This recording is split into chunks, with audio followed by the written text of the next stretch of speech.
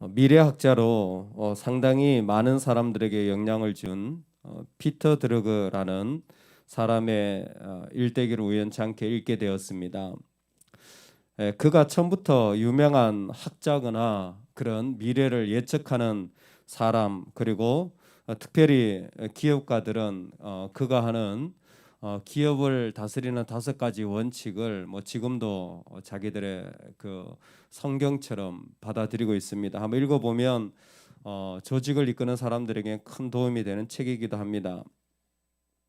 그런데 그가 어릴 적 처음 사회생활을 한 것은 정권가였답니다. 정권가에서 그 보조 업무를 하면서 정권맨들이 주식을 거래할 때에 그게 필요한 것들을 준비하여서 자료를 모아다 가져다 주고 하는데 이 사람이 열심히 한 거예요. 그래서 상당히 인정을 받았습니다.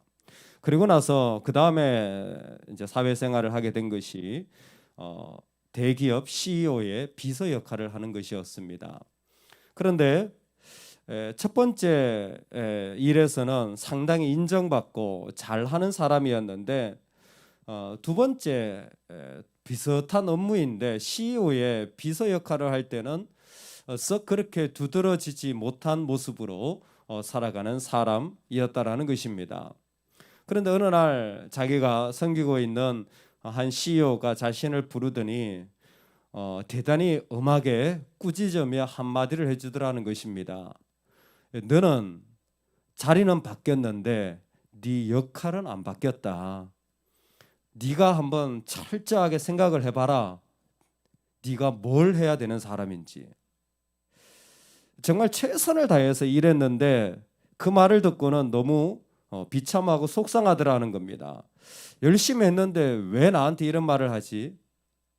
그러나 그 CEO의 충고를 그때부터 자기 평생 동안 어느 자리에 어떤 역할을 하든지 간에 항상 물어보게 된답니다. 지금 내가 해야 할 역할이 무엇인가? 그 이야기는 뭐냐면 자기가 서 있는 자리에 따라 다른 역할을 해야 된다라는 거예요. 예전에 내가 했던 방식대로 새로운 자리를 주어졌는데도 불구하고 역할이 달라지지 않는다면 그 사람은 실패한 사람이라는 것입니다. 공교롭게도 그분이 어느 정도의 연령이 쌓여서 이제는 회사에 충고를 하는 정도의 식견을 가진 모습으로 어떤 회사든지 들어가 보면 사람이 회사를 다니면 승진이라는 걸 하는데 90%가 승진한 사람들이 실패한다라는 거예요. 즉 승진을 시켜도 의미가 없다라는 겁니다. 약 7, 8%의 사람들만 진짜 자기의 역할을 바꾸어서 또 다른 자리로 간다라는 거예요. 근데 90%의 사람들은 자신이 무슨 역할을 해야 되는지도 모르고 그냥 예전처럼 열심히만 하기 때문에 그 조직에 별로 도움이 되지 않는다라는 것입니다. 여러분, 이것은 우리에게도 사실 큰 도전이 됩니다. 왜냐하면 하나님은 제사법 5개를 말씀하시고 난 뒤 하신 일이 뭐냐면 바로 하나님의 사람을 구별하는 제사장 위임, 아론의 가문을 세우는 것이었습니다. 그때부터 아론의 집안은 달라져야 했습니다. 즉 그들이 하는 역할이 예전과 똑같아서는 안 되었던 것입니다. 오늘 나답과 아비후, 엘르아살과 이다말이라는 이 4명의 아들이 그 집안에 있는 것을 보게 됩니다. 그런데 이 나답과 아비후는 하나님 앞에 제사 드리러 갔다가 하나님의 진노로 그 자리에서 죽게 되어지는 정말 어처구니 없는 일이 일어나게 되는 것입니다. 이 일이 그렇게 중요합니까? 하나님이 명하지 않은 다른 불로 제사를 드렸다라는 사실이 그렇게 중요합니까? 우리가 앞에서 살펴봤지만 하나님 앞에서 드리는 분향단, 여기에 향이라는 것은 분향단이죠. 거기에 아침과 저녁으로 번제를 그 등에 그 촛대에 불을 켜면서 그 향을 바꾸는 역할을 해야 되는데 그 향에 쓰이는 불은 여호와 앞에서 나오는 불이에요. 이 표현도 설명할 길이 없습니다. 가장 가능한 설명은 여호와에게서 나온 불이라는 것은 당시에 하나님이 임재하시는 자리가 지성소였고, 그러므로 지성소에서 불이 나와서 사용할 불을 하나님 주셨다라는 거예요. 근데 사실 성소와 지성소 사이에는 뭐가 있습니까? 휘장이 있지 않습니까? 하나님의 임재는 신비한 방식이었습니다. 뜰기나무가 타지 않았던 것처럼 휘장을 가로질러서도 하나님은 자신의 불을 이스라엘에게 전달하실 수 있었던 것입니다. 어쨌든 하나님은 하나님이 명하신 불을 그들에게 주었고, 이스라엘의 임무는 뭐였냐면 그 제사장들은 그 불이 꺼지지 않도록 보관하여서 그 불로 향단에 불을 붙여야 되는 것이었습니다. 나답과 아비후는 그렇게 하나님이 주신 불이 아닌 다른 어떤 불, 아마 이방의 불, 아니면 그것이 하나님과 거리가 먼 불을 사용했던 것 같습니다. 나답과 아비후가 다른 불을 사용했다라는 것으로 하나님은 그들을 죽이셨습니다. 아니, 불 하나 때문에 죽이는 겁니까? 하나님은 지금도 이스라엘 백성들을 향하여 이 말씀을, 하나님의 백성들을 향하여 우리에게 주어지고 계십니다. 왜 그렇습니까? 오늘 우리가 읽은 10장은요, 앞으로 11장으로 이어지는 모든 본문의 내비게이션입니다. 이 본문을 잘 이해해야 11장부터 이어지는 말씀이 쉽게 이해가 되어져요. 하나님이 왜 나답과 아비후를 죽이셨냐면 그것은 이 사람들이 다른 불을 드렸기 때문입니다. 다른 불을 드리면 어떻게 되는 겁니까? 하나님의 거룩이 손상되는 겁니다. 다른 사람은 몰라도 제사장은 특별히 더 거룩해야 되는 사람들이었어요.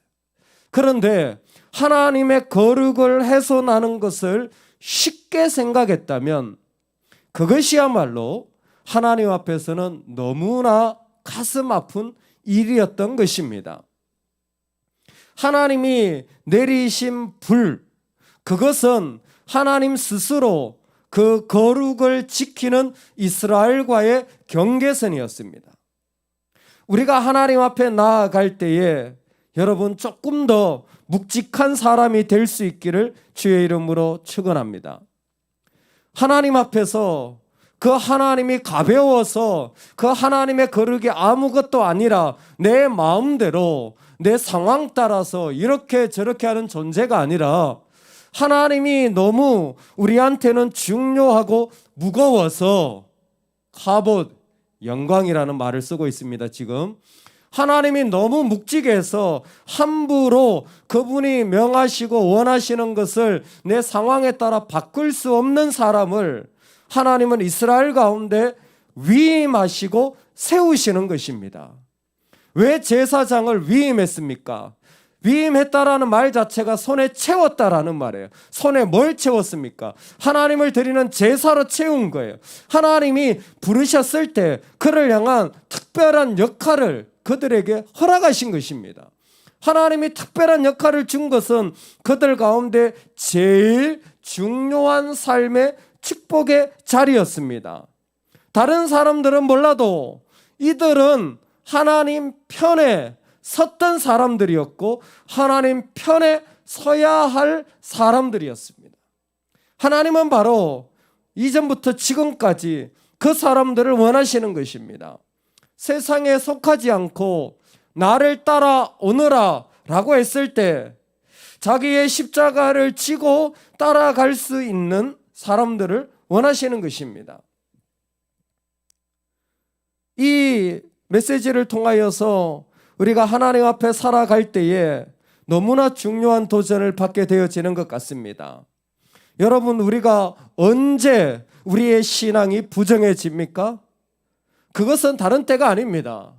하나님이 나에게 20대 때, 10대 때 주신 은혜와 다른, 아니 30대 또 다른 자리, 40대 또 다른 자리, 50대 또 다른 자리, 60대 또 다른 자리. 사실 시간이 갈수록 예전보다 우리는 더 풍요로워지는 확률이 높습니다.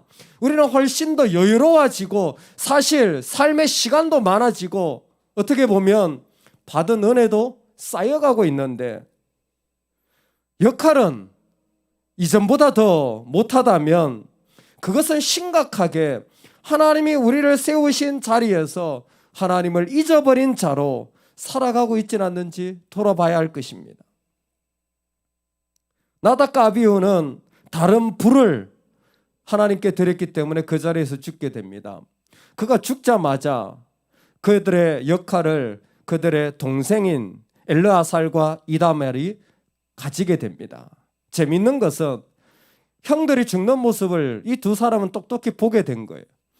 형들은 다른 불, 하나님이 명하지 않은 밖에서 다른 것을 갖다 놨기 때문에 죽었어요. 근데 엘르아살과 이다멜은요, 반대로 그 죽는 모습이 너무 두려워가지고 하나님 앞에 제사를 드리면 그 제물을 제사장이 먹어야 되는데 그걸 그냥 다 태워버립니다.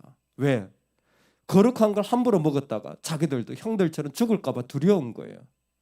그게 역시 하나님 앞에 다시 한번 징계를 받는 장면이 말씀에 이어집니다. 왜 이 장면을 보여주십니까? 우리가 하나님 앞에 나아갈 때요, 이 두 가지 모습이 똑같이 있는 거예요. 하나는 아직도 변화되지 않는 예전의 모습 그대로 가지고 오는 거예요. 그래서 그 역할을 감당하는 거예요. 빨리 바뀌어야 되는데 안 달라지는 겁니다. 영성도 모습도 달라져야 됩니다. 할렐루야.